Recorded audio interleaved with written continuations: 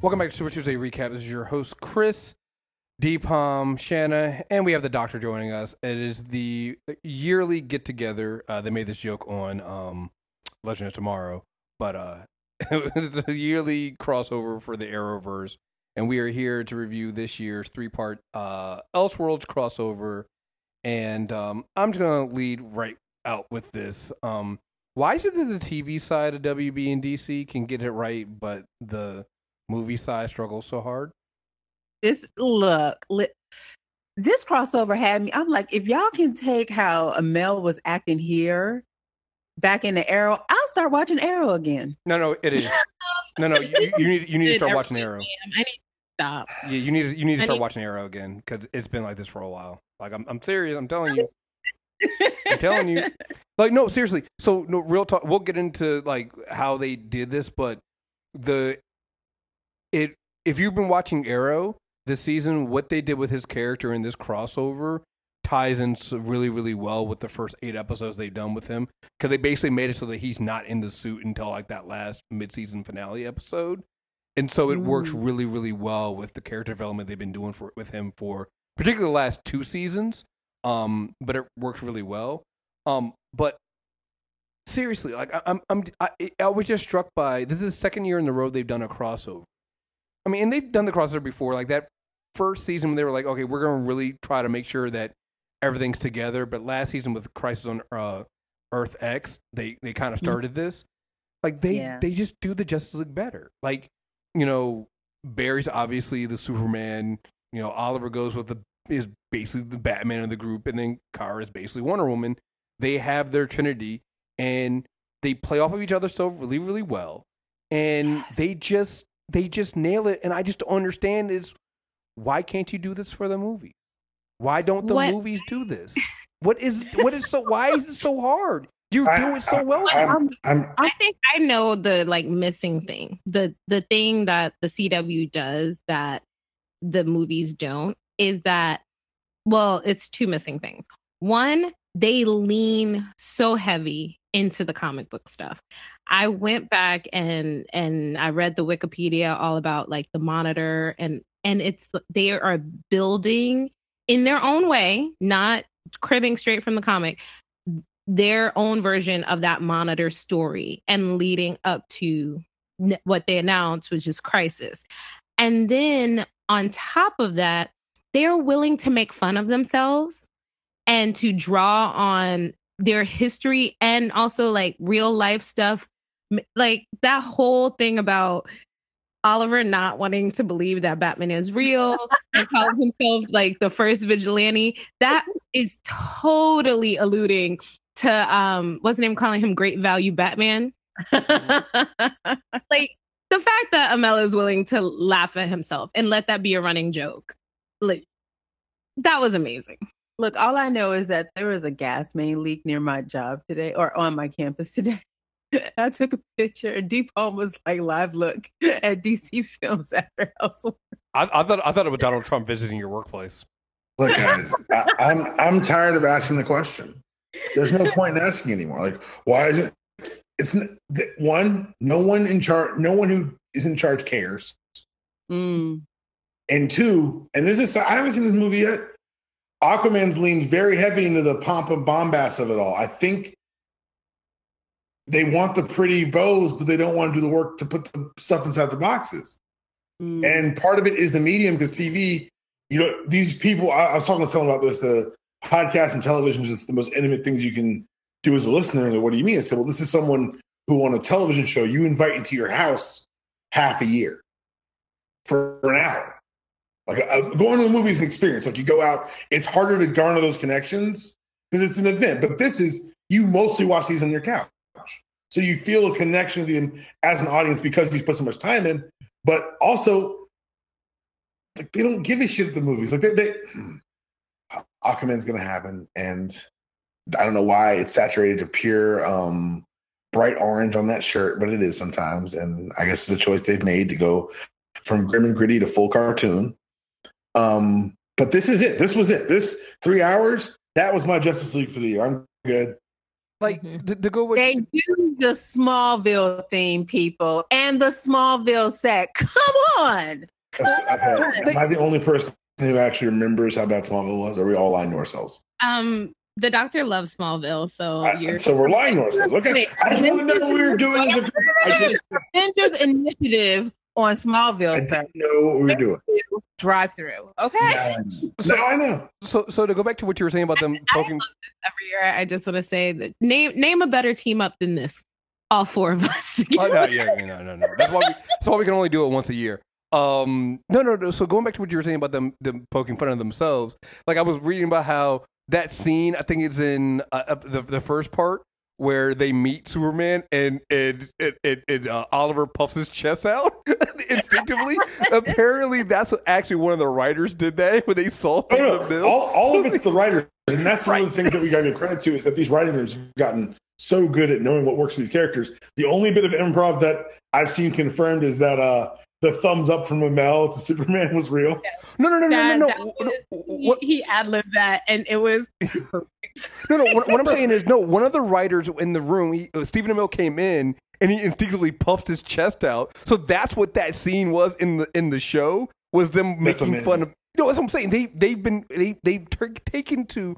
I think this is the other thing too. Going back to why this works versus the movies, they seem like they have a lot of fucking fun when they write. It's like the legend. So it's during the press tour. They will try and convince you that they are having all of the fun. And I don't doubt that those actors don't like each other. But my God, the actors on these CW shows love each other. They love each other. Can we talk about the fact that I'm going to say it, I could have Cara, Barry, and Oliver walk around doing shit every week. Just hanging out. The whole crossover was great. But every time they went to something else, I'm like, yeah. But where's Cara, Barry, and Oliver? I need to see what they doing now. Even when they work so well together. Well, even at the end when you finally, because remember the first time Oliver met Cara, he was like, "Oh my God, it's another fucking Barry Allen. They're so fucking cheery. What the hell? I can't deal with this." But you get this when you go through this, when you go through the seriousness of this entire little crossover. At the end, it's Barry kind of pulling the whole. It's Oliver pulling the whole Bruce Wayne thing going, no, they're better. They're the best of us. That's who, we all aspire to be. They're the real heroes. We need to protect them. And realizing that, he's the dark and gritty and grime and serious person, but he understands what they represent and that they're the future. And it's like, it works so well. Like they play off of each other so well. So good. It's just, it's wonderful. I don't. What else can we say? They are my favorite. It's so good. Like I don't want this to become me just like verbatim saying lines, but the lines were so good. Like there are joke after joke after joke. The expressions, Oliver's face when he says, "I just want to wake up in my own bed tomorrow." He's like, "Damn it, I fucked up." Like, wait, you want to go next to Iris? What are you saying? Right.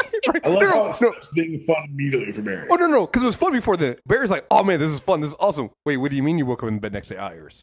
Oh, no, we got to fix this now. We got to fix this now. What are we doing? Let's go. Iris with he's not my type at all. Like, damn. Lean so hard into that because they have been making jokes about her having a crush on Oliver since the first season of The Flash. It's true. Mm-hmm. So he leaned into it so hard when she was like, "Hey, these abs and they're all mine." Girl, you are laying it on too thick. You don't even lay it on this thick when it's actually you and Barry and touches his love language. That was so good. I love everyone was literally touching him, and Oliver was like, "Please stop touching me." Yeah. Oh God, he was so uncomfortable. He was like, "I don't do this."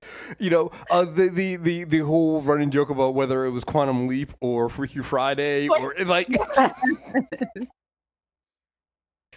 It actually brought a really good point because Susan missed the first part of the crossover. I was trying to explain to her how their body swaps. She's like, but they know who they are. I'm like, yes, but their lives switch. I'm like, yes, it's. And I couldn't even. They were right. It's tough to explain off the fly, but they did a great job with it. I loved kind of just like you said, the jokes were coming, but so were the Easter eggs from the very beginning when the monitor's like, I come from beyond, which is what the Beyonder says during Contest of Champions. Like it was just beat after beat after beat. And I was just like, and then of course Arkham Asylum. Well, I like that they shaded the old showrunner of Arrow. Making him an inmate at Arkham. Yeah, I saw that. They're so good. They have, like, we've talked about them playing off of their history now, that like all these shows have a history and they're able to draw on it, but also playing off like the real world references and the TV show references and the comic book references. The Stranger Thing with the red skies, and then he was like Stranger Things, right? And I was but you're like so fucking good. Well, also the whole idea of them, kind of pointing out, they even poke fun at the movies. The whole thing of where evil Deegan Superman was going to snap Barry's neck, and you're just like, hey, come on, dog. Come on. Don't do this. Don't. Why are you guys? His name is Zack Snyder. I just assumed Deegan's Zack Snyder. And not just that, Superman versus Deegan, them tearing up the building. Yes. But Superman, John Wesley Shipp showing up as Barry Allen and calling big old John and asking where his ring is. Yes. That is a complete reference to the fact that when they first cast Diggle, his name was supposed to be John Stewart Diggle. Exactly. It's like, yo, give him his ring. That means we might get it at some point because we might still see that Earth 90. Well, I like the fact that Earth 90, the names don't necessarily match the people, because John Wesley Shipp doesn't look like our Barry Allen, so their John Diggle, like you said, is John Stewart. But also, isn't that the next hero that would like logically appear on the television screens? Like just watching what they've done here, what they're building, we need a lantern. Yeah. Yes. That's what we need. Give Diggle his ring. Give Diggle his ring. He needs his ring. Give Diggle a ring. Bring in Jessica Cruz and put her on the Wave Rider. Oh, shit. Oh, don't even say things like that. Why do you do that, man? Why you Y'all do think that? It's small. I know. Apparently, we got to think bigger. Think bigger than John. Diggle's too easy. It's a layup. Well, and we'll get into more details on the different parts and stuff like that. But just what they kind of this is an interesting way they did this crossover, where it's kind of like literally building to the next crossover, because this all comes out to be just basically a test by the Monitor to find out how to stop the crisis on Infinite Earth that we're coming. But when you think about this, they've been building this since the first season of Flash, when they show us that the Flash disappears in a crisis. So we've Red Skies. We've kind of the Red Skies. We've had this since the beginning, and I don't know if that's always been the plan or if they always had in the back of their mind they wanted to go to this route, which I don't think they did, because I don't think they realized they were going to create this kind of show. Like, they didn't know they were going to get Supergirl. They didn't know they were going to go this route, but they've done a great job of kind of rolling with the punches and be able to bring all these people in.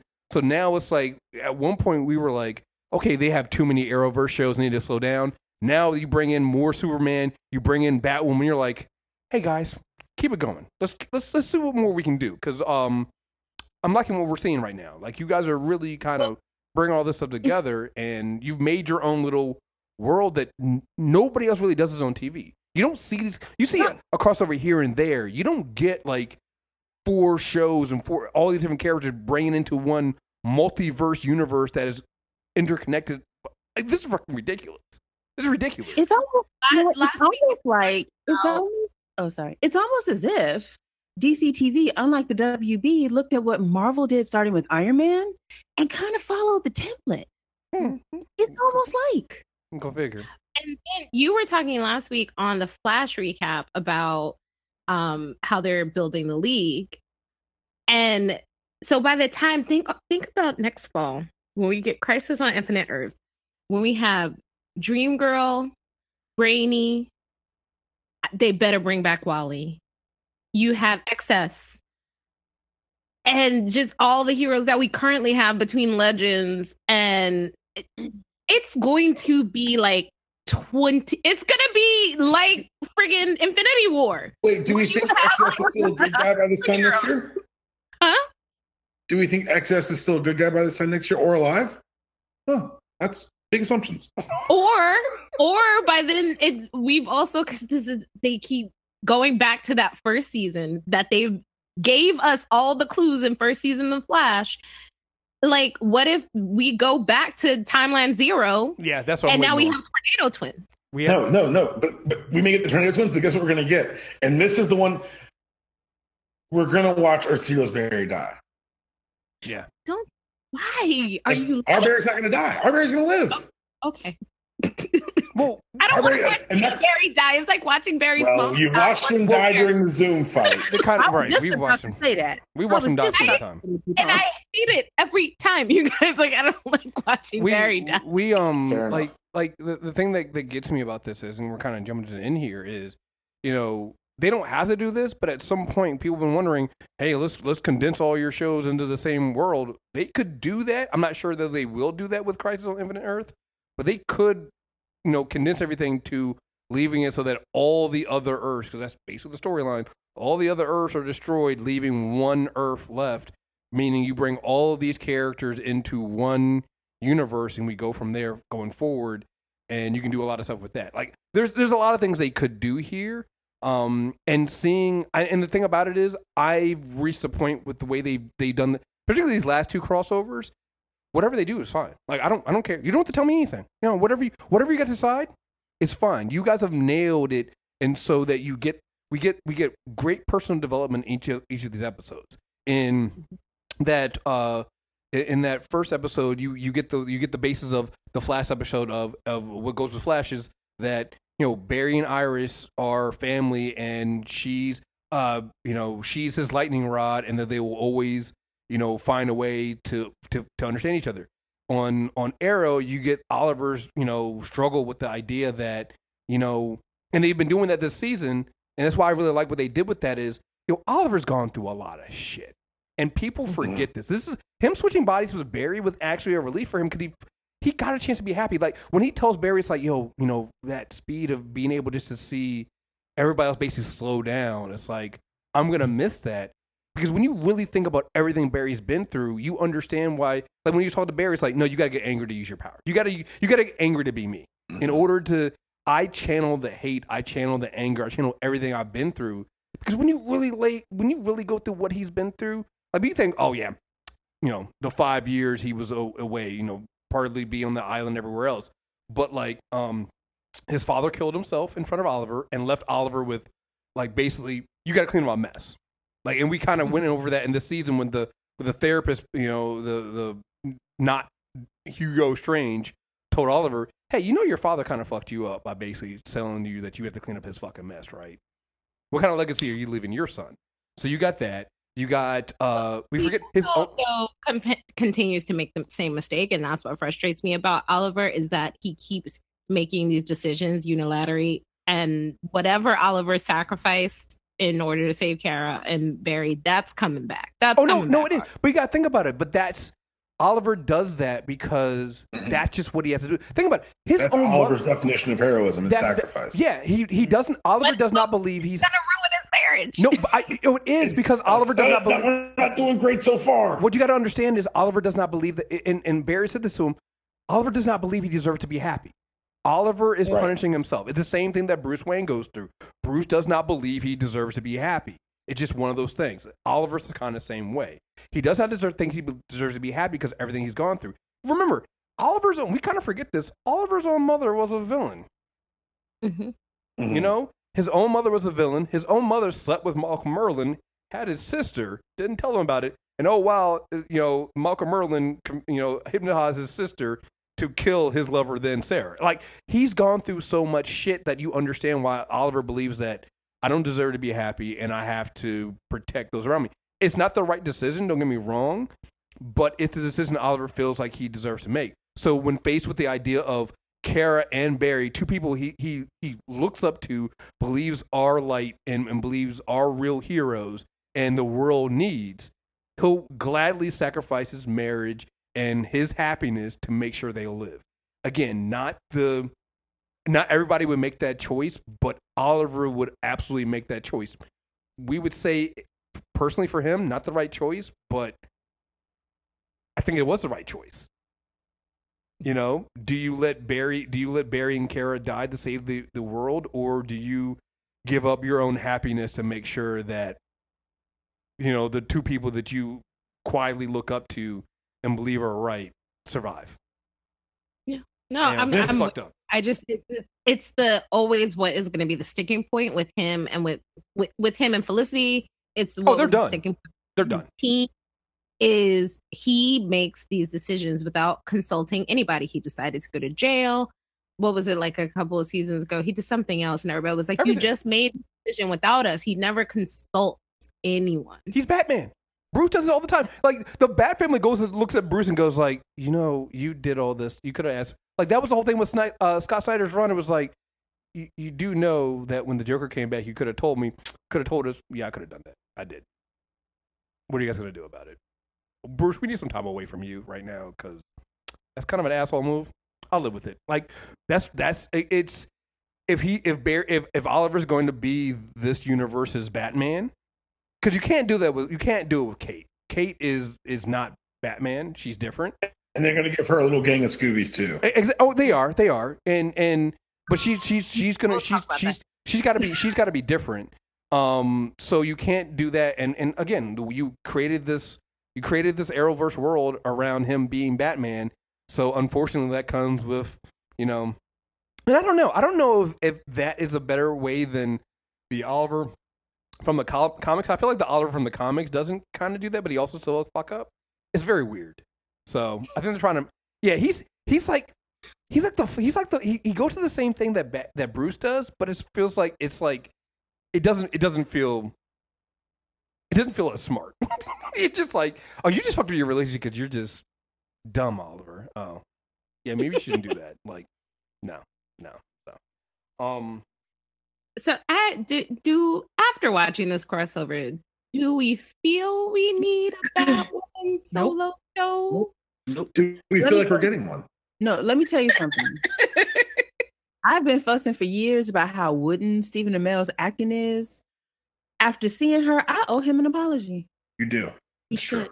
I'm like, okay, never mind. I particularly when Amel's over here flexing his acting chops in the same episode. Well, right. And I'm like, even the worst part of it was that bitch walked towards her suit. I'm like, girl, what are you doing?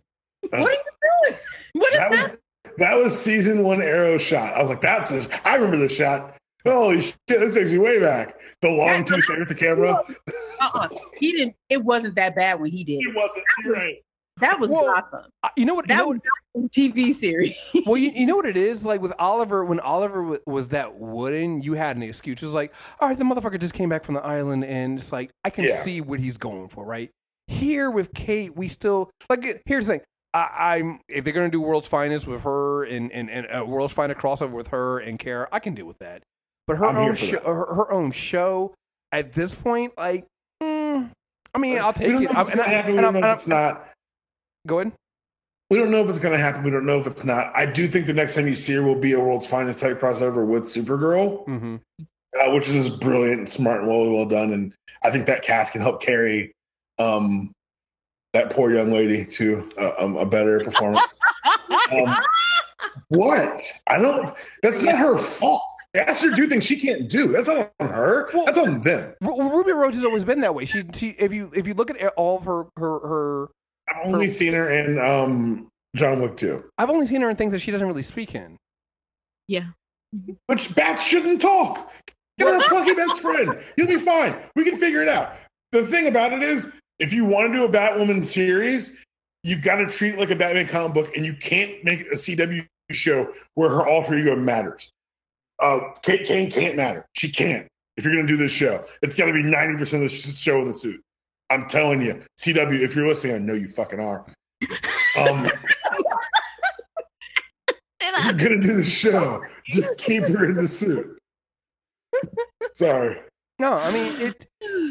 Also, just have her date Alex, because that's really what I want. Stop. And make Duke Thomas like part of her support staff. Make Duke Thomas part of her support staff. No, I'm trying to have Kara come out the closet because hello. Kara was checking out them tattoos. Yo, Kate was shooting too. Mm-hmm. Shooting for 3. Hey, Shot her whole. hey, look, shooters shoot. What can I say, yo? Shooters shoot. I bet you don't have any tattoos. Like she wanted to inspect and make sure. Mm-hmm. Well, Kara did hit her with the X-ray vision. Yes, Mm-hmm. that's what I'm talking about. Oh, so your panties are not all of my lesbian captain superhero women. I love it. I love it. Give it one on every show. Is it the fact that I'm just so used to the Arrowverse and how they do inclusion that I was like, oh, Kara's gonna figure out how she can talk to what's her sister, because I was like, oh, she's clearly not hanging out with these people because she's gay, and I was like, she can tell that's why she's gonna use that to kind of get her in, and she did, and that's how she kind of convinced Alex to kind of like that she was really her sister and she really knew her. She was like, I know why you don't go out there, because you're tired of hiding who you really are. I'm like, here we go. I love that. Yeah. You guys are. She knew her sister was in hiding when she saw that wig, because woo, child, the ghetto. What was up with that? Look, they don't do well. They don't do well. Susan scrambled to her phone. She's like, "Is that the same actress?" I was like, "The wig was that bad? She looked unrecognizable." Yeah, yeah. The wigs. I thought CW had moved beyond these trouble wigs, but listen, they were like, you guys. So, you guys thought you thought Stephen Amell's wig was bad in the flashbacks. We got you. Yeah. They were like, R.I.P. flashback wig. Yeah, you missed that wig now, don't you? I don't not miss it. I'll tell you that much. And then you had Carlos with these cornrows when he was bad at Cisco. I don't know what that was. Like, what's going on? Yeah, can we stop with the every time Cisco goes bad, they give him this like the cornrows? Cornrows. I like it. It's like the Star Trek goatee. No, I think we should keep it with this. That'll be the indicator on every new Earth. What's Cisco's hair doing?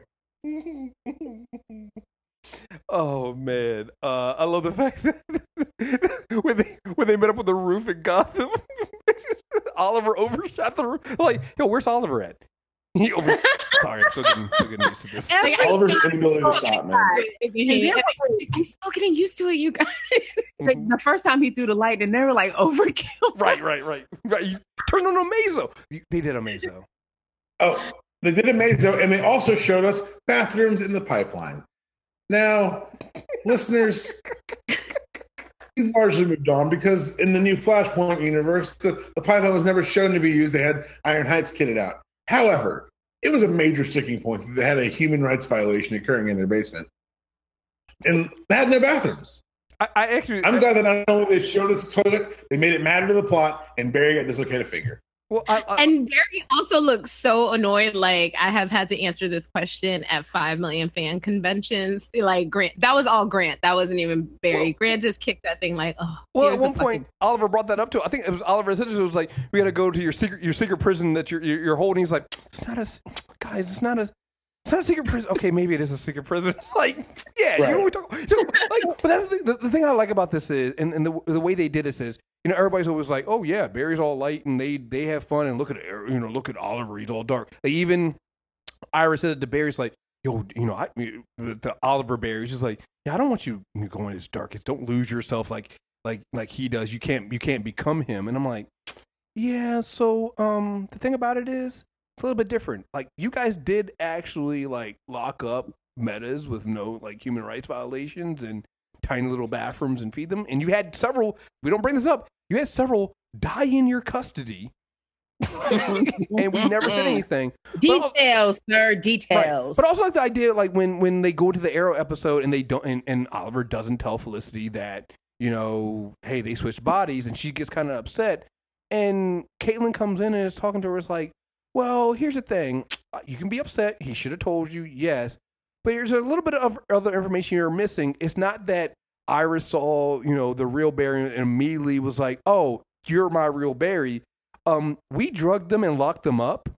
And Oliver kind of saw that and thought, maybe that's the information I have, and maybe I don't tell everybody right now, because the same thing could happen here. It's like seeing, with them switching bodies and stuff like that, you get to see the other side, and that it's not as easy as everything makes it seem like.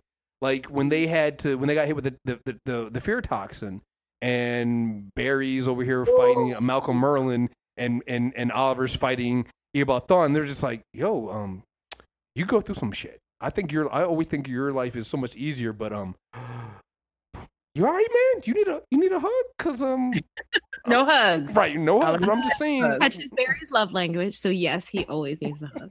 Right. That fight, the choreography. Yes. The flip back and forth between them fighting each other, them fighting Malcolm and Reverse Flash. I'm sorry. We had a Flash on the big screen who couldn't run, y'all. We never will again. That movie, I believe, has been canceled. It should be. Thank God, because he can't run. How do you that's the one thing, right? Outside of the costume, which is the easiest thing, is just like red spandex. Outside of that, how do you then mess up? Okay, fine, you can't get the costume right. You should, but I can maybe move on for that. How do you get a Flash that can't run? A lot of leeway, sir. No, but I'm saying like it's the iconics. It's the symbol of the Silver Age. No. You're right. I'm just saying that even if I give you that leeway, and let's say I decide to go ahead, fuck it, fine. I'll go with the metal fucking suit. Why would the Flash wear a metal? We'll pretend you've gone insane. Sure, let's keep it. Yeah, let's say you've gone that far down. How do you do that and then still don't get me a Flash that can fucking run when that is his goddamn power? Like, he's like, but like Zack Snyder wanted me to like swim through the Speed Force. Like, you're not Aquaman of the Speed Force. What are you doing? I hope Aquaman's running really fast that entire fucking movie. Yo, that would be fucking awesome, actually. Just buzzing around the ocean floor. And it's so fun because, I mean, let's be real. Stephen Amell does not look great in the suit. Neither of them. No. He's a little too thick for the suit. It's like he's wearing skinny jeans when he probably needs to go a size up. But and Grant's in his big brother's costume. Grant was swimming in that joint. I was like, yo, Grant, what the fuck, man? I love the best. Does he need help putting? Well, I love. Yo, do you help me?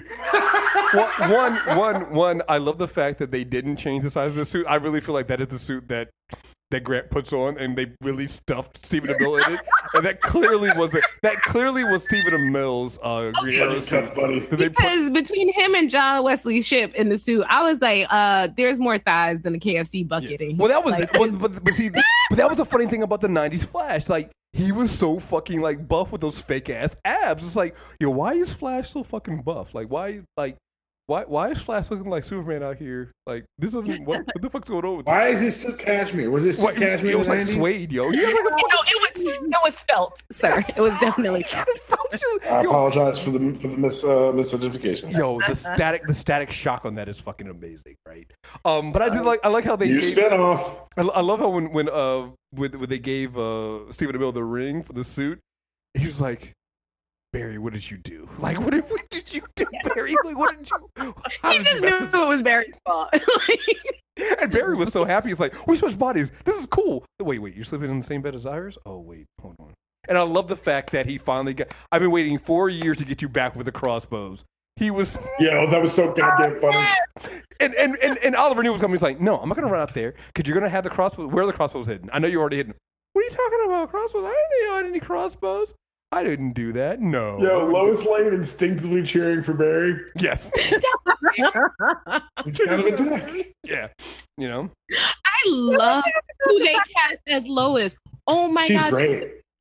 She's been. Can we say Margot Kidder clone? Hello. Yes. Channeling all of Margot Kidder there. But they did this. But they did this I remember when they first brought Superman on to Supergirl, and not in the shadows, but actually brought him on when they moved over to CW. I think that was season 2. It's like we were like, wow, they really are channeling, Donner.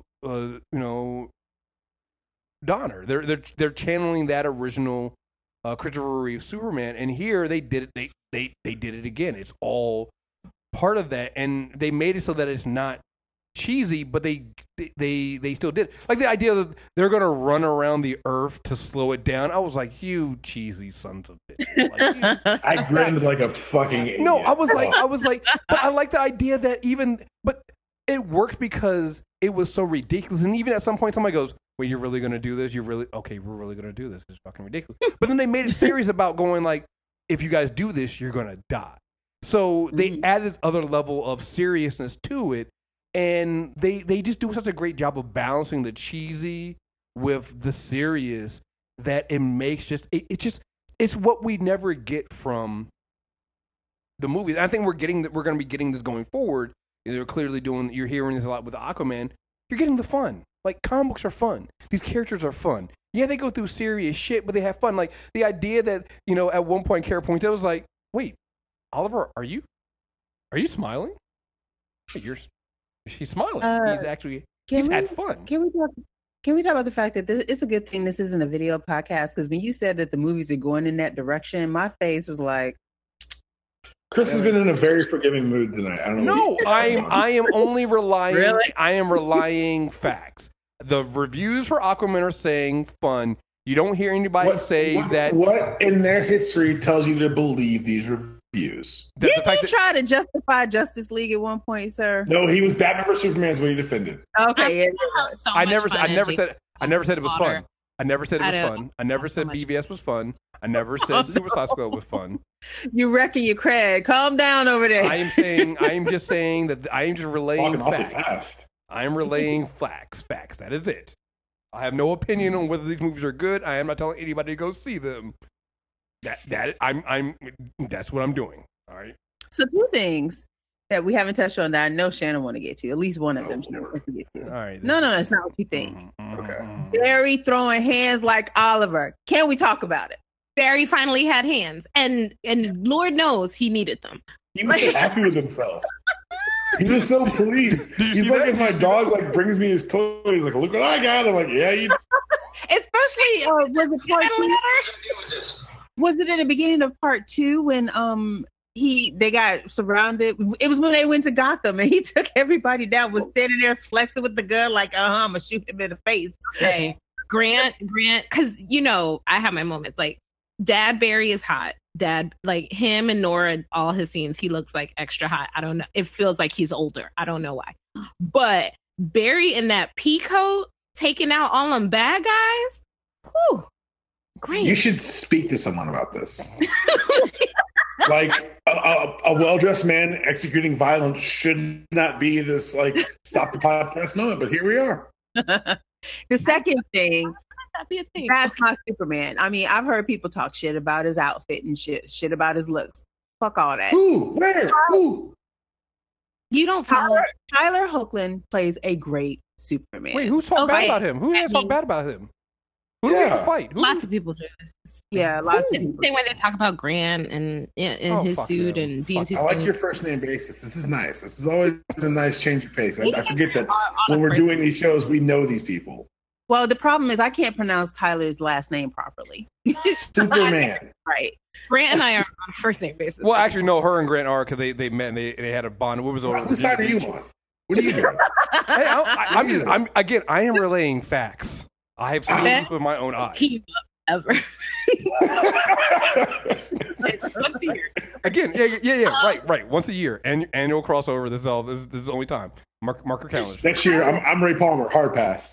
Superman really? Are you gonna hard pass on Crisis on Infinite Earths? You're really gonna do that? You want us to bring in a replacement? I didn't think so, sir. I'll see you next year.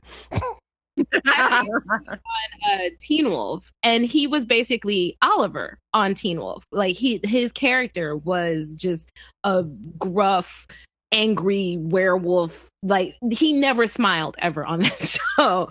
So I think I forgot that he could be light and fun, and he's so good as Clark. He's just happy. Like he looks at Lois like she hung the fucking moon. He's just looking at her like, you're a superhero, not me. Like his just boy like wonder is just amazing. He's so good as Clark and as Superman, and even playing evil Bizarro Superman. Mm-hmm. The chick just randomly yelled out Bizarro this fucking show. Like he's great as this, and I know like they also gave him flack about being short because Jimmy's taller than him, and they were like, Superman should be really, really big. Like, and I'm like, taller than every fucking body. Superman is like super strong. He should look like a normal guy. But also, Hey, let's go McCad here. Tyler is not short. right? Yeah, it's just that fucking Mekhi Brooks is like 6'5". Yeah, he's fucking Yeah. tall as shit. Like, it's just like, what do you want to do? You know, it's like, what can you do with that? I like that when Bizarro Superman confronted Oliver. Oliver decided again it was such a Batman thing. It's like I'm gonna make it so that people are in danger and make him go be a hero. And Barry was like, man, I feel so bad about that. He was like, and Oliver was like, no, I calculated that the crane would have fallen into an empty parking lot. I'm like, Ollie lying like shit. Too, right. Well, Well, you have to. No, Barry, it was cool. up. Barry's not very to lie. Like, calm down, dude. Damn. By the way, Barry running. I love going back to Barry running without powers. He's not athletic at all. He's a nerd. He runs like a nerd. You're just like, oh my god, he's gonna his fucking lungs are gonna burst out of his fucking chest right now. He is not. Dude. Shout out to Gary the bartender. This at San Diego, but they debuted Tom Cavanaugh and Grant Gustin's film that they made together, and it's basically it's the two of them playing two really inept criminals who are like waiting to rob a bank. Wow. Or actually, no, they're not waiting to rob a bank. They know someone else is going to rob the bank, and they're waiting for those people to do it so they can rob them. Oh god! And it was basically that whole thing of Barry and Oliver being criminals. It was that movie. Like, it was just a comedy, hilarious, and the two of them being silly, and Grant being like extra dumb and not knowing how to run. It was really great. I was like, this is wonderful. They played to every single one of these actors' strengths in all of these episodes. They really did. It was so good. Because fucking Grant is hilarious. Oh yeah, they all work really well with all of this stuff. It's great. So let's I was gonna say, and Karen Grant. I'm sorry, Karen Barry shaming Oliver about his bedroom shit. Yo, that was. Hold on, time out. Any other place, that's slut shaming. For the record, we all have a problem with it. Let's just say that first and foremost. You victim blaming monsters. Yeah, that was second of all. It's like one time it happens on the other side, we're monsters. Exceptions that prove rules, young lady. Now, so stupid. I loved Barry or Oliver's just the Batman envy. Like, I'm the original vigilante. He's not. No, he's a rumor. He's a conspiracy by the Gotham PD to scare criminals. I also like how they finally addressed kind of the Batman role. It's been very kind of Gotham exists, Batman, Bruce Wayne's mentioned. They kind of define where Batman is at this point. And what I really kind of liked about the depiction of Gotham is that if you had it be a normal city, it would be like, well, why hasn't it been mentioned more in the series? But by having it essentially be no man's land, essentially be a lawless Wild Wild West, shut off from the world place, you give a reason why we haven't been here before. Yeah. It was something small, but it was a decision I thought was really important because the spirit of Central City is very bright, very upbeat, and they kind of played Star City as somewhere between a metropolis and a historical Gotham. And so when they brought us Gotham, I was like, is this going to feel too much like Star? And they decided to go full dystopia, Bane 1, Dark Knight Rises type of situation, which was a decision. I love how Carmen thought every part of Gotham was horrible. She's just like, why would anyone live here? Which is the running question of all comic books. No, she was like, oh, you think there's a better part of this?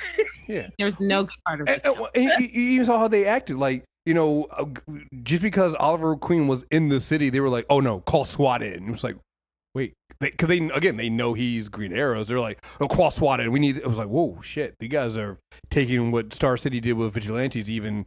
Like, he's not even a vigilante. He's just a normal citizen who got attacked here. You're calling in SWAT to arrest him and bring him in just for defending himself. He's in street clothes. What are we doing here?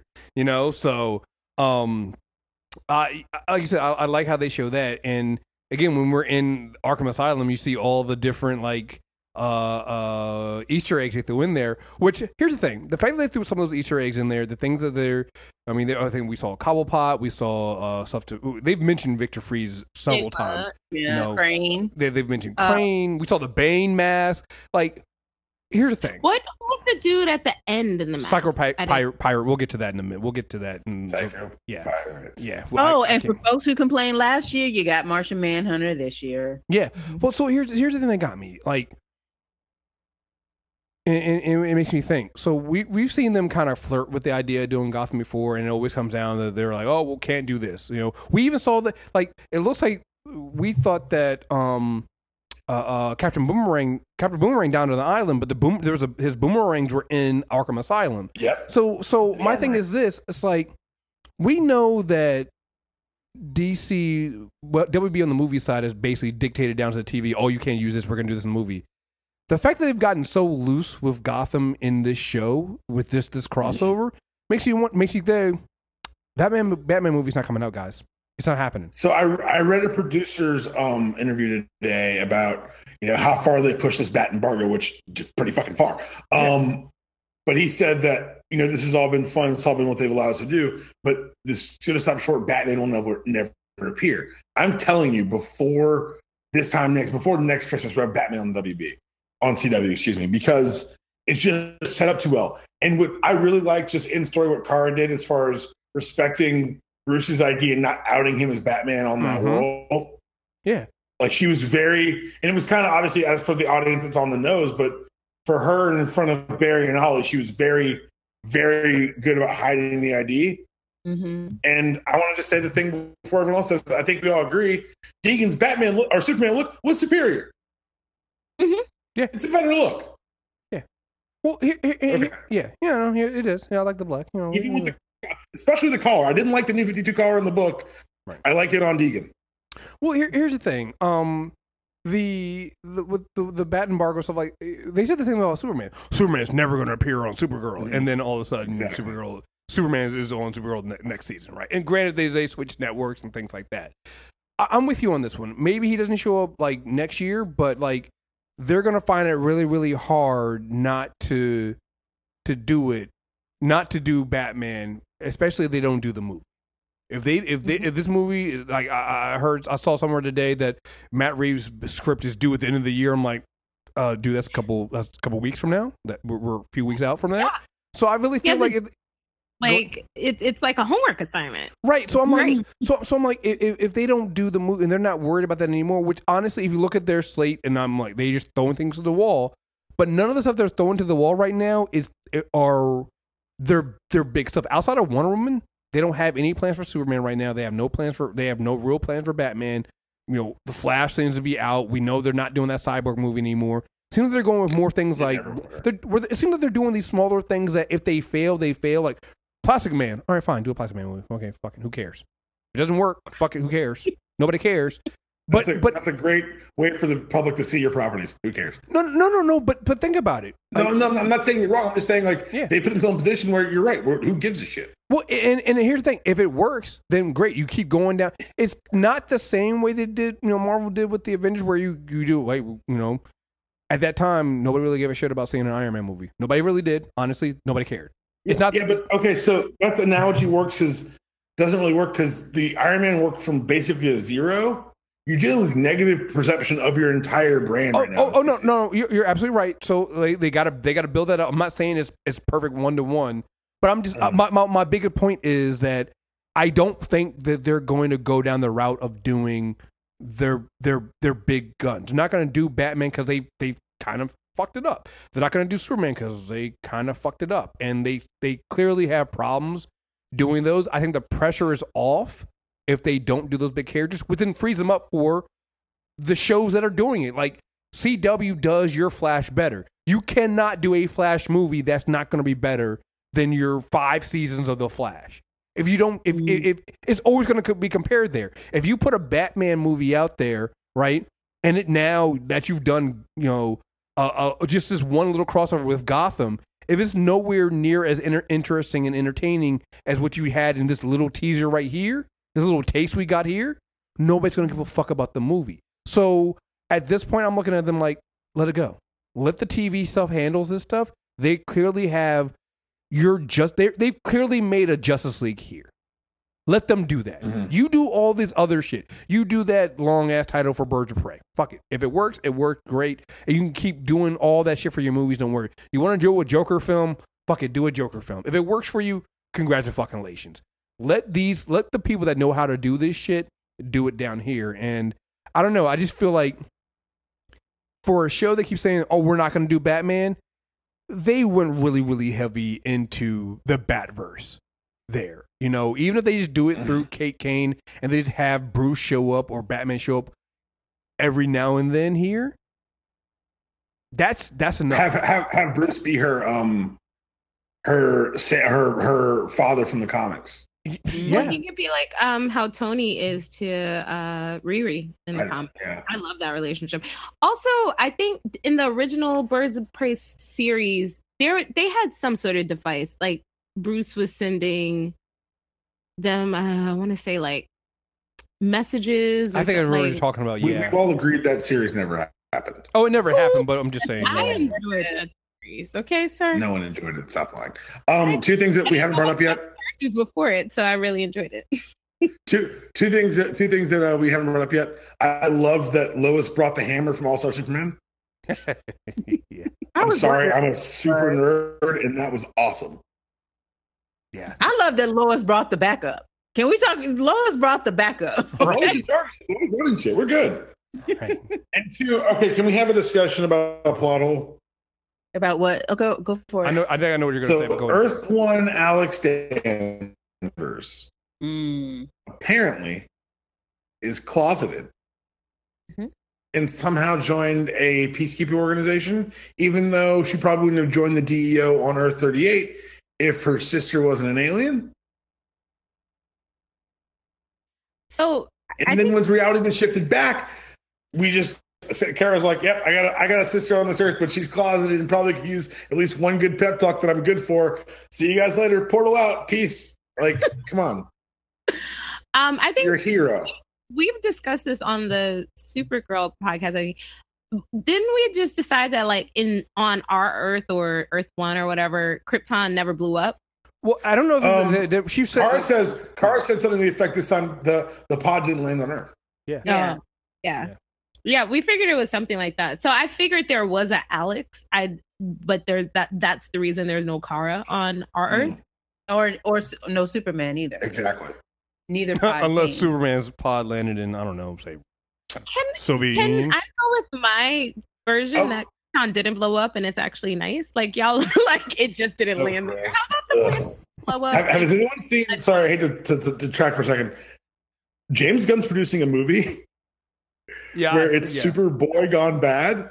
The trailer looks so fucking good. Oh yeah, I heard about this. Whiteboard, yo, woo, buddy. Yeah, I'm absolutely here for it. Sorry, the Murderverse Superman we always wanted. Nigga, look, this is Zack Snyder distilled. This is Zack Snyder straight. But it's James Gunn, so you know it's gonna be good. Exactly. Also, I've seen somebody bring up like, "Yo, where was Nora?" I'm like, listen, you can't have Nora on this show because she looks like Barry. She looks like Grant Gustin and Candace Patton.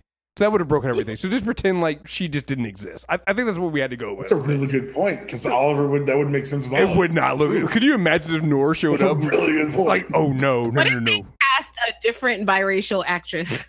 It just with a lot of legwork you're asking for a CW budget. Yeah, I think we just go with. But that would have been hilarious if she just had like a random cameo and it was a different biracial girl who looked like Stephen Amell and Candace Patton. Oh man, like Barry's mind would have been like, wait, so now you actually that would have been so fucked up, but so great.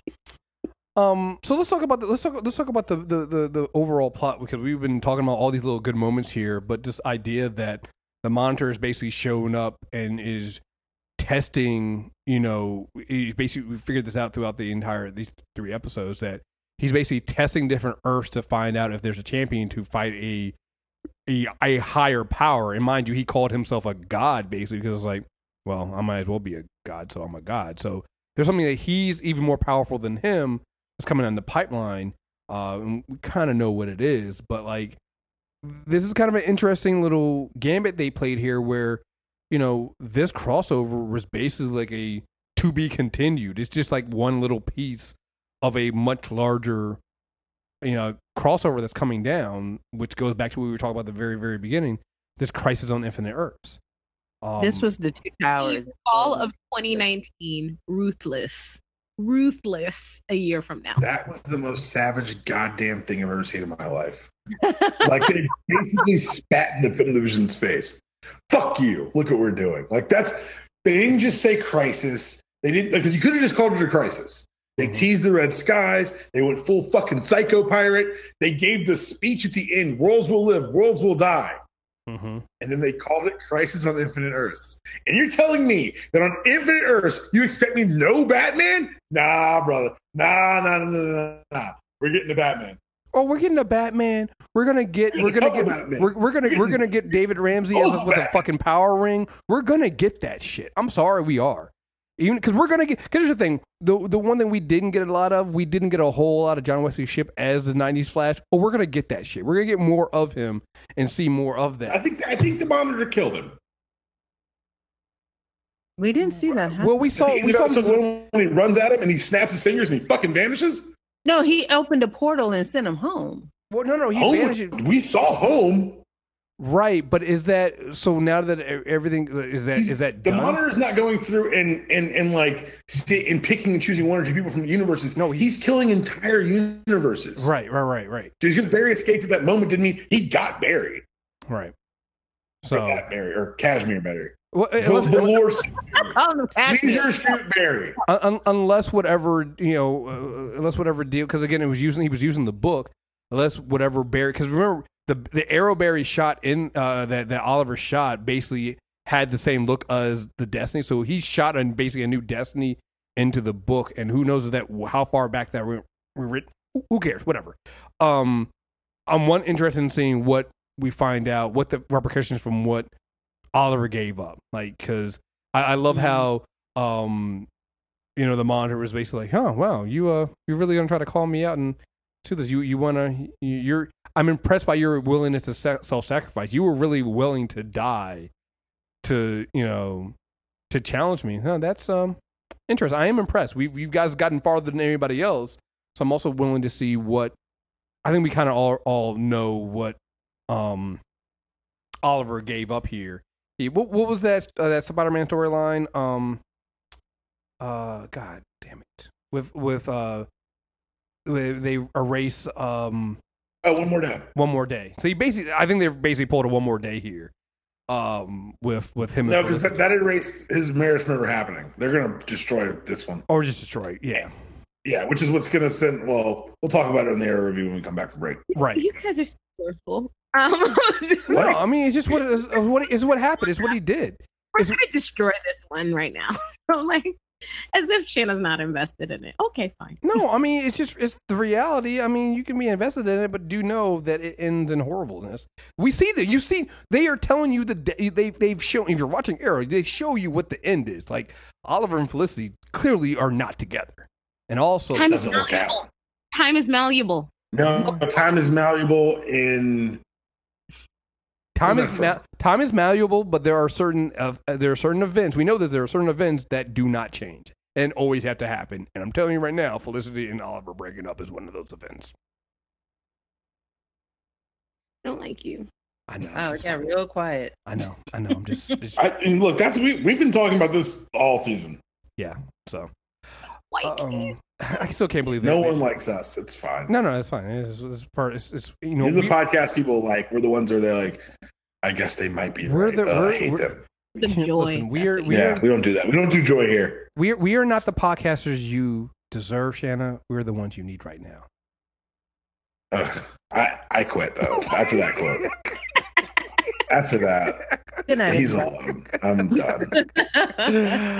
Oh boy. I still can't believe he put Psycho Pirate on the fucking screen. I can't believe they're going there. They're going to do Anti-Monitor, killing a Flash, killing a Supergirl, full on. They were going to get a shot of Superman holding Supergirl. Mm-hmm. Like, we're going to do full, like, after what they showed us this 3 hours, They're gonna go full homage for this entire. I hope it's like 6 hours. I hope it's forever. Fall 2019. Like, what if like the entire fall, the tall fall season? The whole fall, yeah. I'm with honestly, you on what they did in DC books, nerdy here, in '84 before '85 with Crisis was in books. Occasionally, the skies would be red, and they wouldn't explain it, and they wouldn't even tell the writers. Just like they tell editorial, "Hey, make 3 panels, make the skies red." Okay. And they could do that to just have those sky. Well, let's watch the skies of our favorite shows when they come back from break. Because if they're going to do Crisis, it looks like they're really going to do like the slow rollout of Crisis. It's going to be subtle, and it's going to build, and it's going to be something to behold. Well, again, going back to what I said, they've been building this since The Flash. Because when you read that when Wells looks at the newspaper and it says the skies are red, it tells you exactly. It mentions Oliver Queen being the Green Arrow. Go back and watch that season 1 when they read that. It's all been there since then. I don't know if they planned it since then, or somebody goes, hey, remember when you mentioned there? Let's build off of that. I actually believe that they've always had that as a plan because they mentioned it. Maybe they didn't expect to go. Maybe they expected to just keep it in the Flash. But now that they've done these crossovers, and they've been going. They're like, no, we can go bigger. We can actually do this across all shows now. But go back and read it. Like we have hints from that right there, from the Time Vaults Flash thing. We have it there. Again, we know it can't be that much further in the future. Because, like, you know, Nora doesn't know her father. Which means, look. At the end of the season of The Flash, is fucking Iris is fucking pregnant? They say it in the episode, like, I wasn't thinking big enough. And, like, they've gotten to the point where they can think this big. They can go this big. They've built it. They can do it. I am very glad it's not a video podcast because you would see me like fighting to go back to your. I'm very excited. I'm very. It's a very exciting time to see what they're doing because again, I mean, we talk about this with Agent of Shield all the time, right? About what Agent of Shield does on TV. Look, they've had some seasons that don't hit for some of these shows. Like I said, you know, we won't go through it, but we know that we know we can name them. We've reviewed them. We've been there for that, right? All that aside, and first of all, these seasons they have been hitting out of the park, right? With all the shows that are in or they're in this crossover. I can't speak for Black Lightning because I haven't watched Black Lightning. For all the shows that are in this crossover here, they've been knocking it out of the park with the way they kind of taken off the reins and they've really just been trying new things with everything, even with. The Legends not being the show. If you've watched the last 2 Legends episode, you know exactly why the Legends weren't in this episode, and you know what it was good for because it was fucking totally worth it. Totally worth it. So they've been knocking it out of the park. So it's like, you know, like you said, they've been thinking big, and but even more than that, what it used to be that when we had some of our favorite shows and they crossed over back in the day, it was like, oh wow, that was a cool little crossover episode, right? Interesting.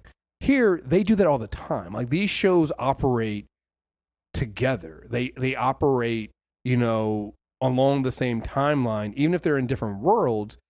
And that's pretty fucking amazing and hard to do because now you're not just maintaining the writing room inside your own show, but you have just like what we talk about with Marvel and what Kevin Feige does, you know, with the Marvel Cinematic Universe. You have to have somebody who oversees this entire thing. And now you're going into Crisis on Infinite Earths. And I trust them. After the last 2 times they've done these crossovers, these last 2 crossovers have just been perfect. They've been able to not lose. You hit certain elements that each individual show hits. So when you're in the Arrow episode, you're hitting this idea of, you know, Oliver dealing with the fact that him and Felicity are Felicity is a different person than she was before he went to jail. And he's having to deal with that and let himself be happy and let himself have some fun moments, not be so dark. Barry's in the episode with the Flash, Barry's learning to remember, hey, don't get dark like Oliver. And also remember that your family and your friends and your joy is what makes you who you are. Like, we're hitting all of those themes in these individual episodes, but still tying in this really amazing, really big story. It's just... And the whole purpose, the monitor says the whole purpose is he's testing them. And the biggest test is, are you able to hold on to who you are when your reality starts to fall apart? That's the whole lesson. And even what Barry says to Oliver at the end was like, no, maybe the lesson is, hey, maybe we can do it a different way. Because Oliver, again, I love that my boy stays strapped with kryptonite arrows. Like you guys called him out last time on that. It was like, well, why would you need a kryptonite arrow? Because, motherfucker, like, you might need a kryptonite arrow. And he stays strapped. Exactly one vulnerability. Yo, he stays strapped with the fucking listen, Oliver motherfucking Queen. Like, listen, put some respect on my man's name, if you will. Mr. Queen. Oliver in the Flash suit, reaching for an arrow, right, and saying, "You have failed this city." right. When Barry said that, I'm like, okay, Barry, don't lean in. Yo, the thing is, I liked it when he finally delivered it at the end of that episode because it felt like he earned it. Right. Yeah. Right. It was still like the jokes on the farm were great. Oh, right. We got to be like each other. All right, you failed this. I don't sound like that. Like, actually, you do. You do actually. You know. Yo, they're clowning each other, and like trying to be like each other. It's like, hey, Kara just sitting in the back. And again, this is why I look at, you know, Barry is Superman. Oliver is Bruce, and then you have Carol here as one of them, just looking at both of them, going, "You fucking idiots! You guys are both wrong." Like, bringing Kate, and I did not think about the fact that Kate and Kara are both cousins to these superheroes. Mm-hmm. You know, that they have that, you know, the connection as women, the connection as cousins in the shadow of these bigger figures. It's just not a connection that I ever made. And I read the DC Bombshells. So like all of these characters are in DC Bombshells, but I can't think of one where the Supergirl character and the Batwoman character interact a lot. So I had never thought of that connection, and just the writing to even go there, it was really well done. mm-hmm. They leaned into every detail. Yeah, it's great. Want to get into some emails we got about this? Because obviously we got emails about this. Do you want to do that, or do you want to do the Facebook post? You want to do what? You want to do that, or you want to do the Facebook post? You guys are nice. You got to do the Facebook post. Let me do the emails first, and then we'll go to the Facebook post. So, Herber just says, "Hey guys, this is a really fun crossover, and I enjoy it every minute. This is for the Elseworlds Part 1. I like the Oliver and Flash activate Amazo, which is such a first season Flash move. When the theme song for Smallville came on, I wanted to put on a pair of skinny jeans, black hoodie instead of belt on. A little disappointed that there was no Oliver Flash intro. I'm not gonna lie, that actually would have been fun. That would, because like we forgot about that, the Barry Oliver Queen Arrow intro. But but this goes back to what I was saying. Supergirl intro. Yeah. Supergirl intro. What? That was great. The intros were so good. Yeah. Blake Neely, just the god with this blended theme thing. Come on. Yeah. But that's the one thing I've been saying about this for the Flash, though. I did start wanting them to start doing the whole little intros with Flash, like the little, like him running around the city and talking like, "I'm Barry Allen, I'm the Flash." Like, I want him to kind of do that. Since they don't do that, but they do that with Arrow, having Barry say that my name is Oliver Queen for 5 years. I'm like, oh god, he had way too much fun saying those lines. I can just imagine. I can imagine how many takes it took for Grant to go through those lines, because you know he was dying, and Stephen Amell's just in the corner going like, "Grant, you're a fucking idiot. You're a fucking moron." I imagine how their real life relationship is. Oh yeah, exactly. Absolutely. Oh yeah, yeah. Elseworlds Part 2. Batwoman was awesome. I want more this season in the show. The world's finest needs to happen. The little Kara and Kate interaction we got reminds me of the comic book version of the Batgirl, Sandra Brown, and Stephanie Brown, and Supergirl from Brian K. Miller run. Maybe I think it was Stephanie. Elseworlds Part 3. So, did Nora cause Crisis of Infinite Earth to happen earlier, or did Oliver, with whatever agreement to the Monitor, cause it to happen earlier? No, I think that Crisis of Infinite Earth was always going to happen, because we've seen that since season 1 of The Flash. Like the flash of that Earth always disappears. I want to say, isn't that the reason? One of the reasons why? No, it's not one of the reasons why Thawne goes back, but it's basically the event that Thawne is looking at to make sure that the timeline is on track to happen. It was the fixed point that he was measuring off of. Right. Yeah. So so maybe a multiversal constant that a Flash has to vanish. Yeah. Was it me or was it Brainiac way too excited to fight a robot with Superman powers?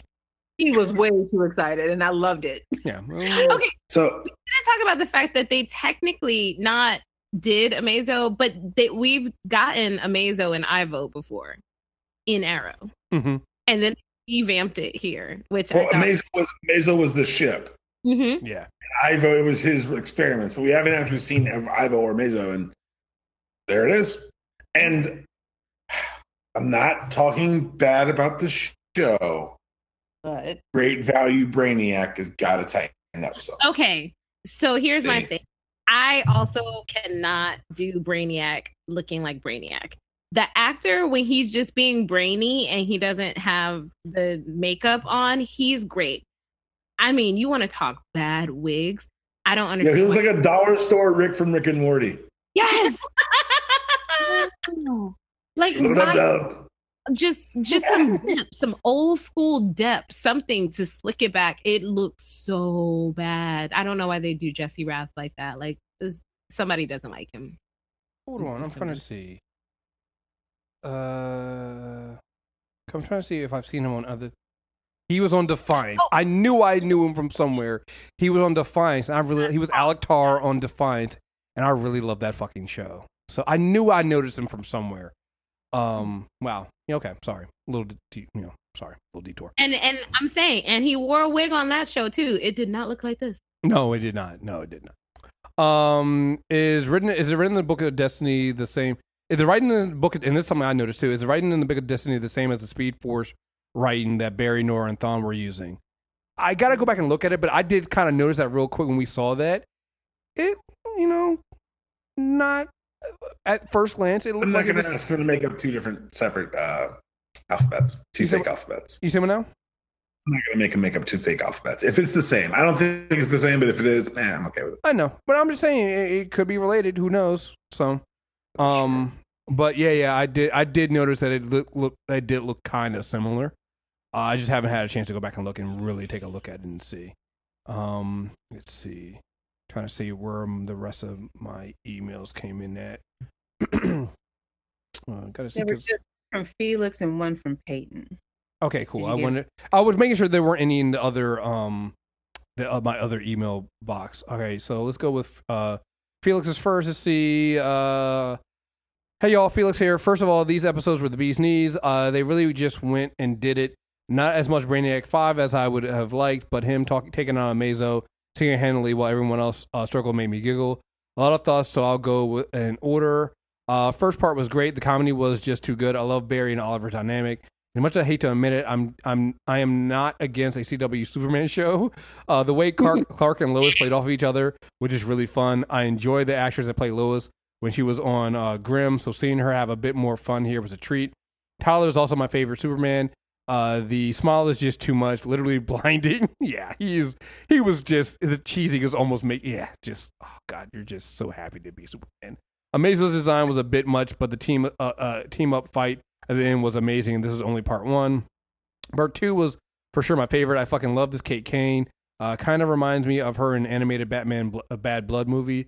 A lot of differences than I'm used to, since my main frame of reference for her is the recently concluded run of Detective Comics, which is actually really, really good. I just love the suit, her voice, and her civilian persona. I was concerned about her acting, but she proved me wrong.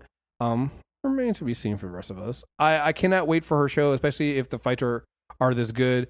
I mean, she did punch both Barry and Oliver in the chest when they were. I like how can we talk about how she punched them so hard that the fear toxin left her body?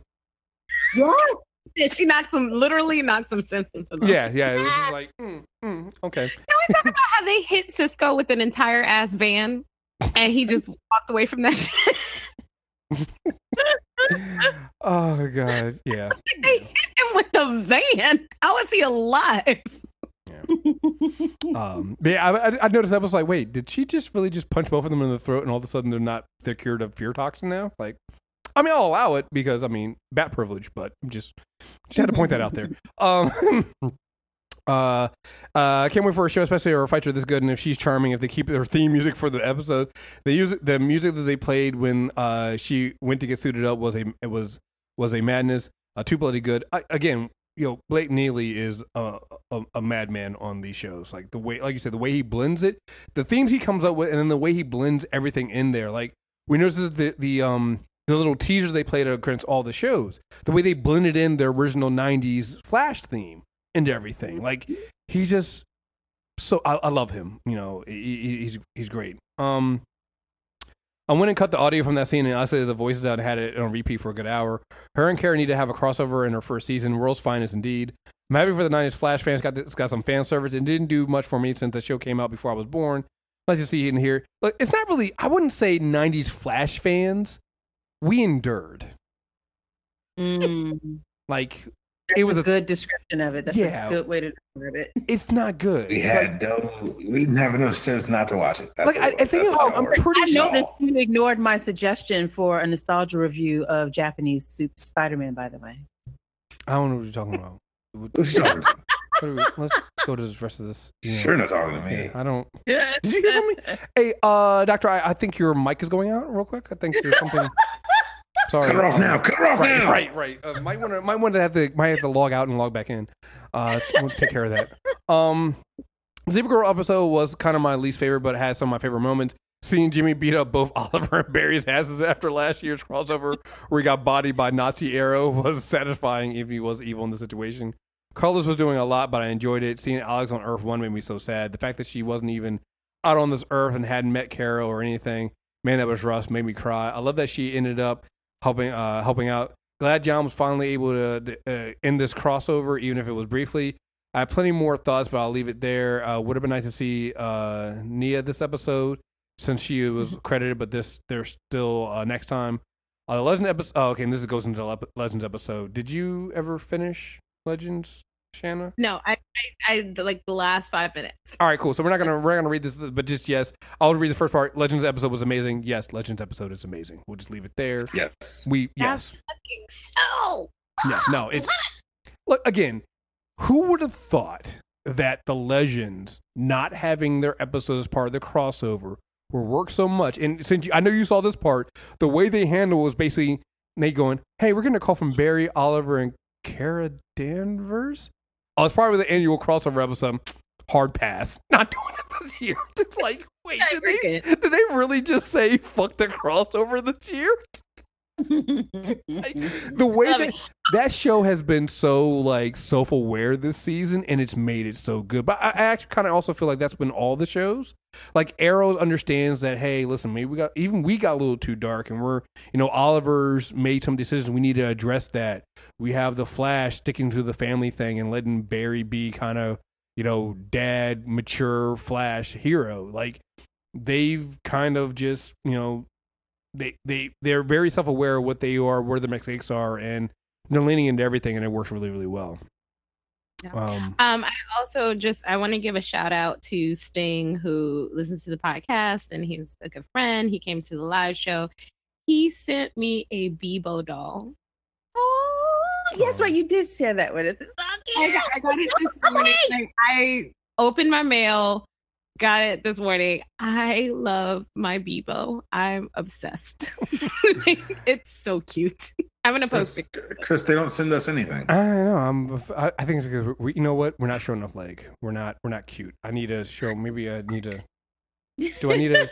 Yes, the leg that we consistently show on the podcast. Yes, I think maybe that's what I need. Audio podcast. Yeah, I mean, it's audio medium. Hey, you know what? If you describe the leg. Just saying. So all right, I'm not trying to run screaming. No. All right, here we go. Peyton says, last email. Another year, another crossover. This year's crossover was so good. It was so good. It made me retroactively mad at PBS and Justice League. CW did the last two crossovers on a fraction of what WB spent on those movies. CW did it better, and I wanted to fight WB. Fade on sight. CW does the Justice League better. WB just put the JL in rice for years. CW dunked on them last year. I think we get it. Dunked on them, stepped over them like Iverson. Whoever is running WB got to give up the sticks. They really need to call Berlanti and the company and the big leagues and just let them run it. The comedy beats were hilarious and so well done. Barry shooting Ollie in the back. Who knew we needed all that damn petty? Lantern Diggle puking again. Them colonizers got to stop snatching a brother up. Yo, I'm sorry. I'm always gonna love that gag. I just am. Ollie not believing in Batman, bro. They was killing it and just stunning with the comedy, the action. They were all about it. The Amazo fight, man, was just beautiful. James Bamford went from stunt coordinator to director, and he's great.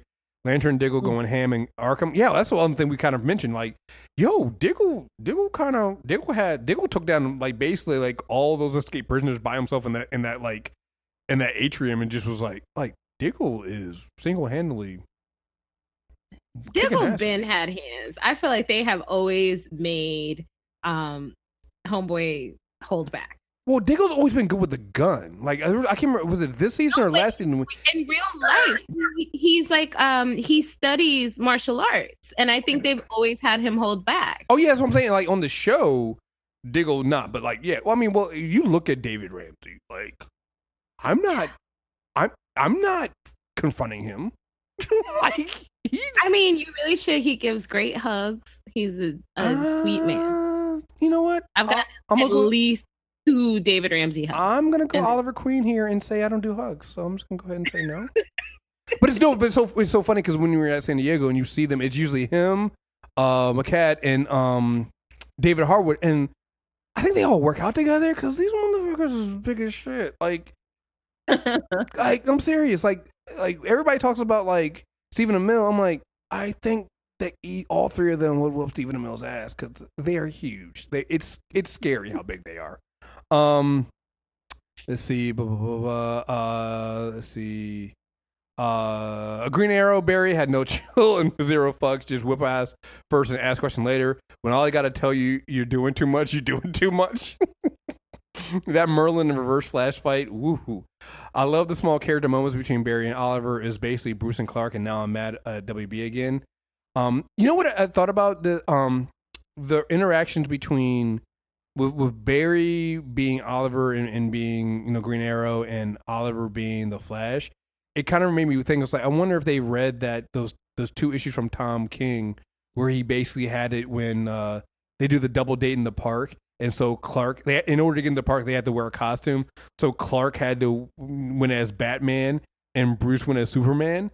And you get both of them. You get Bruce talking to Selena about Clark, and you get Clark talking to Lois about Bruce, and they're basically explaining who each other are. And you really get a really good understanding that even though they're really different, they really respect each other and they really understand each other. Like I feel like we got some of that when we watch this crossover. So it's like you really get an understanding that both characters really respect each other and really have a better understanding of who each other are. But I was thinking how much it must suck for Oliver to have to switch bodies with your friend and then have your friend's wife basically be like, yeah, I talk to his wife all the time and she talks about how shitty he is as a husband. Yeah. Yeah. That is a competition that happened. Yeah. I mean, because again, it's like Oliver is just, he's a loner. Like, again, the marriage is over. I stand for Kate Kane. I know, I'm sorry. I like how they introduced her. I watched a Batwoman show. Was Kate hitting on Kara? I think she was. Now I want Kate to meet Sarah. So many little Easter egg moments. The comment about baby, I actually want Sarah and Alex to have, well, actually no, because Sarah's with Ava now, so that sucks. So many little go ahead. Alex is single though. I mean, hey, you know what? The next step for this is to basically have one of those polyamorous relationships where there's 3 women dating each other. So I mean, maybe that's the next step. So many little Easter eggs. The comment about the baby kicking is from Rando Elseworlds story where Lois where Lois does it because the baby's kicking. And they dug deep in the crates for the Rando Easter egg.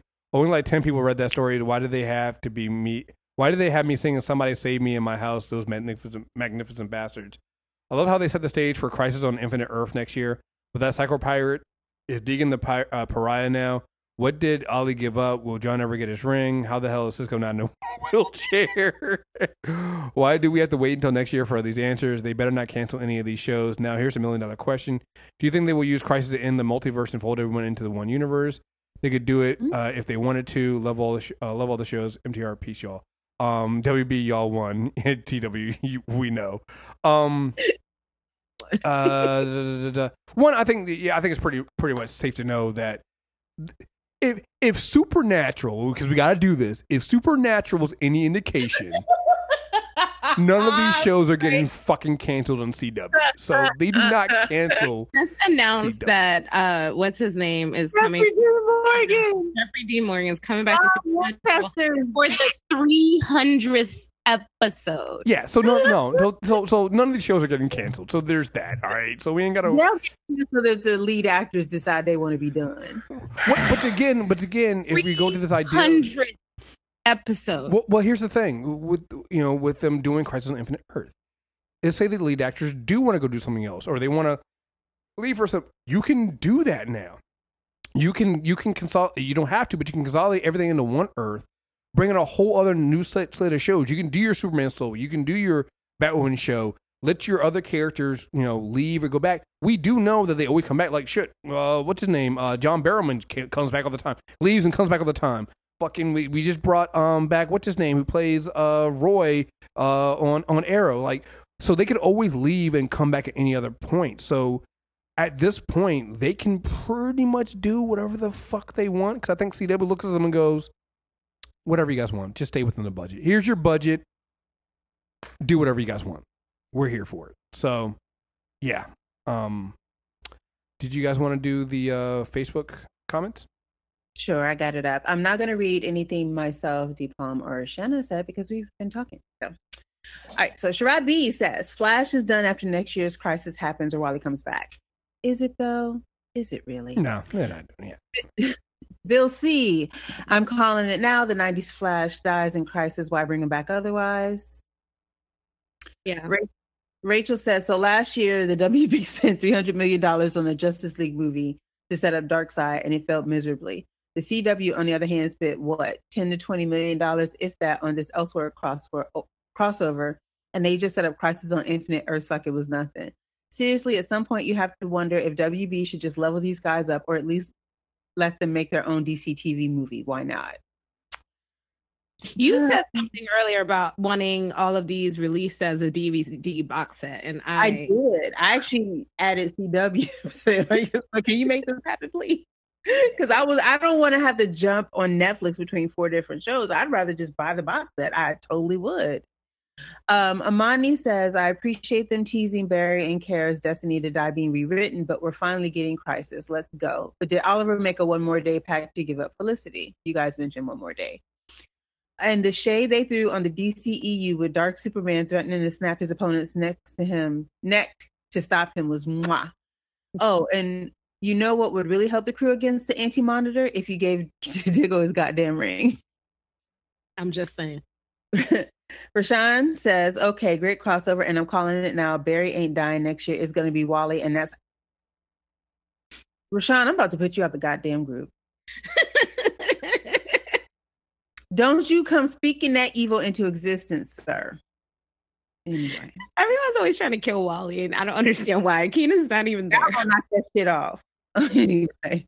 Joseph, I'm going to rewatch these episodes because trying to keep up with Life Threads is tough. But I loved every second of the crossover. I wish I would have given Kara a little more to do, but that's my only low point. Technically, the same could also be said of Ruby Rose and Batwoman. No, she had just enough. Her main point was to be flirty with Kara, which was fun. By the way, snarky at Barryver and Olivie, stompy and brooding at her own damn suit, and have maybe 2 moments of kickassery. That being said, her, and by extension everyone else, reading Oliver for Filth was incredible and needs to be done more. Stephen Amell gets a lot of flack, but he brought some comedic chops to the proceedings. Hopefully they'll let him keep those. Speaking of live threads, the question was asked of me if they were doing Crisis too early. After thinking about it, they're right on time because Eobard broke the timeline by giving Barry his powers too early, therefore kickstarting Crisis earlier than before. This means Wally will probably end up coming back to the Flash, Iris will get pregnant, and Barry and presumably Kara are about to have their big hero sacrifice. In the meantime, here's hoping Oliver keeps a little bit of lightness, Barry keeps a little bit of fighting prowess, and Jimmy never grows a mustache again. Long live Gangsta Cisco, may his trollishness reign supreme. Justin from 3/5, hey bud. Oliver is not Barry's friend. When Iris kissed Oliver, he didn't try to stop her. He only asked, what if Barry walks in? Which is the appropriate response in that case. I'm just saying. I mean... I said it on Twitter the minute I saw it. He did not say this is wrong. We should stop. I'm just saying, if I woke up tomorrow in bed next to Beyonce and she's kissing me, my question is going to be, what if Jay walks in? I think that's an appropriate response. I'm just saying, priority. Kriss, you can take a 40 or a 48-year-old who skips leg day. You'd be fine. well. In using that logic, Oliver's like, I can take Barry, I guess, if he doesn't have his power. Oliver doesn't want those problems. He doesn't want super speed problems. Super speed problems, yes. You touched me because I let you. No, he says, he's like, you remember that part where he's like, either he told about Oliver dating Laurel and Sarah at the same time. Well, remember Barry brought that up. It's like when Barry, when Oliver uses speed to go after him, Barry trips him up and is like, if you knew how to use my powers, I wouldn't have been able to touch you. Which, again, goes back to one of our favorite panels with Wally and Batman. It's like, I'll let you, first of all, you're touching me because I'll let you touch me. Leslie says she really missed the Legends. Sting says, look, I love Legends, but I'm glad they didn't include them, even though by the letter of the law, they were included in the crossover with Gary being the bartender. I thought that was a really nice touch. I marked out at the Smallville intro song. Danielle Panabaker can't act. It's cringeworthy. I think Danielle is doing great. I'm sorry. Yeah, I know that's super weird. Her what a weird thing to put in the comment. Wait, her for strange, like, her for grudge you hold. Her for Killer Frost, I think, is better. It's like she's found a better place this season being Killer Frost. They're giving more to do. They're giving exactly. It goes back to everything. It's like you give people something to do, they can do more. And give her something to do that doesn't revolve around a dude. Well, they've remembered that she's actually the doctor of the group and knows all about biology. So they've kind of gone back to, hey, that's right, she's doing that instead of her going. Well, also they've done the thing where they mind her past. Right, that too, yeah. Instead of have her going, what's a black hole? You know, which was Lord Jesus. Arrow was amazing just because of the Batman references. I loved Oliver genuinely poking fun at himself that he was the original vigilante and that Batman didn't exist. Leslie comes back and says, I was cooking when Somebody Saved Me came on. So was I. My head swiveled around so quick I might have strained something. Damn, I miss Smallville. Don't say a dang on word. I'm not a Smallville person. You know I'm not. You got taste. I watched the first season. I wasn't into it. But when they said we have to go to Kara's Earth and then it said Somebody Save Me, I screamed. I was like, no, this is amazing. And I was just like, these the farm, the truck. John Pumpkin's truck. Come on. Shush. Gerard says, it took me a while to honestly get in step with it, but knowing what it's building up to now, I'm all in. I honestly think the final episode was the best one. Melissa, Tyler, and Grant are the strongest actors in the universe. I really enjoyed seeing Oliver lighten up, though. It was a jarring yet welcome change for the character. It's been wonderful to see Ollie's arc reach this new height. He's still a little wooden, but Did you see Ruby Rose? He's still a little wooden, but I couldn't imagine anyone else in the role. Now with Ruby Rose, I'm a little leery of the setup for her as well as her acting ability. But nonetheless, I was happy to see Gotham several filters darker Toronto. I I think one of my true laugh out loud moments was at the beginning when Barry realized Oliver woke up in Barry's bed and he changed up his attitude quick on trying to change what is happening. I will give this crossover a B overall compared to last year's being an A plus. And shout out to the legends just being so entertaining and funny. Custodians of chronology, give me that intro every week. Thank you guys for being awesome. You're welcome, as always. And shout out to my girls for always repping. Team Supergirl, that's right. We here. We in the house. We in the house. Yep. I would also like to point out that you joke about my thirst. The fans come from my thirst. Okay, that's part of the appeal. We're getting there. Gil Jose. Oh, shoot! I gave you a whole government, baby. I'm sorry. Gil says, "Give Diggle his ring." Shipping Kate Kane and Alex now. I want to see World's Finest now. I really hope Kara called Felicity first before making the deal with the Monitor. Stop keeping secrets, bruh. Oh, and Batman could possibly make Kara switch teams. Batwoman. What did I say? Batman. I'm happy. Sorry.